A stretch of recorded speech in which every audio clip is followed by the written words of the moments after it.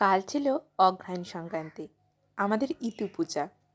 ছোটোবেলার সেই দিনগুলো খুব মনে পড়ে, যখন ওই কোনা পুজো হয়ে গেলে ঘটগুলো নেওয়ার জন্য ব্যস্ত হয়ে থাকতাম। ওগুলো দিয়ে খেলতে হবে যে।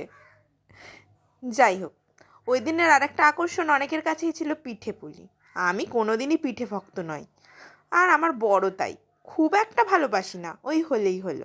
কিন্তু এখন যখন বাড়ি থেকে অনেকটাই দূরে, আর পিঠে পুলি না ভালোবাসার কারণে করতেও খুব একটা ইচ্ছে করে না। তো কালকে আমরা গিয়েছিলাম পিঠে খেতে।